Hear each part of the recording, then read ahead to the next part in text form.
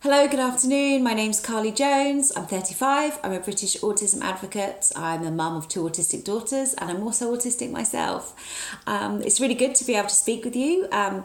Shame it's via a pre-recorded video. I'm sorry I couldn't travel today. But I hope you're really enjoying your Gender Champions event. And it was very exciting to get an email from the Institute of Physics about this because when it comes to gender bias, I don't think there's many disabilities that touches as much as autistic women and girls. Autism for too long, but hopefully not for too much longer, has been seen mainly as a male condition, leaving many hundreds of thousands, dare I say millions of autistic women and girls left behind. Part of the UN goals actually is called Leave No One Behind. So it's something that's certainly being worked on as we speak. So part of those UN goals are the social development goals, are about equality to education and gender equality. So I don't think any of those goals actually can be achieved if we don't look at girls' education and autism as well. The reason I'm really glad to speak to you is because when it comes to physics or any type of STEM, there's often a stereotype. And stereotypes really affect us, and in particular girls. Autism also has stereotypes. So many women and girls are left behind because of what we call clinical misogyny. Our diagnostic tools being developed for an 8-year-old boy who loves trains, but not everybody who goes for an autism diagnosis is an 8-year-old boy, and not all of us love trains. So it's there's been some stereotypes which we need to calm down on. So what happens as a result of that is, even if you're fortunate enough to find a good clinician, psychologist who will diagnose your autism, you've given your identity. Fantastic. We knew there was something different. Now it's got a name. That's great. Where are my role models?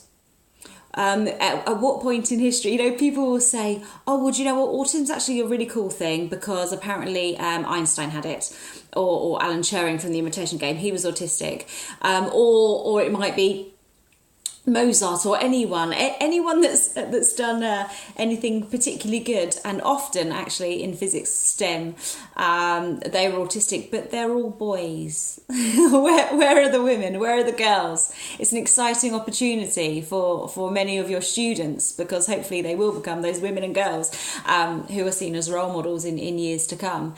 And that's not because autism wasn't around then, and it's certainly not because autistic girls were around then, because they just weren't diagnosed. It's because our knowledge of autism and women is quite far behind our knowledge of males, or at least was. Things are definitely getting better in the UK, but that's not international, sadly. So what we need to be looking at is really building up our young women, autism or not, and encouraging them to believe in their talents and assets. We also need many professionals, and I'm sure there are some watching this right now, who have an autism diagnosis or a suspicion or a self-identification. And please come forward. Please come forward and tell us that you're autistic. I hope that the stigma or the cultural professionalism that you're in would support that, because as girls, we do need role models, and we need someone to look up to. And my daughters and my daughters' daughters are looking out for you guys. So what's the problem with having a gender bias? I think it's like anything, really. We're very socially constructed as humans, whether we like it or not, and whether we understand that on a conscious or subconscious level. We are put into boxes.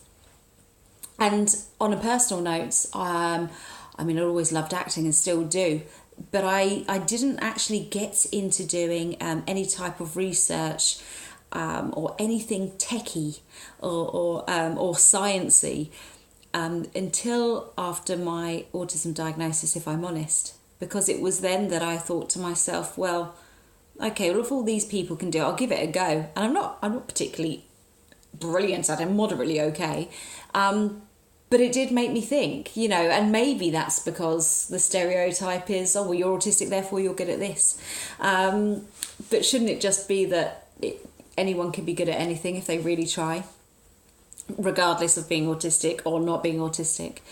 So it's quite interesting, and we have to be very careful actually, because now we have to be careful we don't go too far in saying, when it comes to autism, not everyone's going to be an 8-year-old boy that loves trains and chemistry kits, because there are an awful lot of autistic young girls, one of my daughters in particular comes to mind, who are autistic girls who love trains and chemistry sets, and escalators and things like this. So we have to be very careful that whilst we're trying to create some equality for our women, we don't push it too far the other way, because we just have so much to give, absolutely so much to give. And I hope that's a message that's taken back today. I'd like to say on a personal note that anyone that's there today, this whole event, the whole ethos of it has actually really inspired me.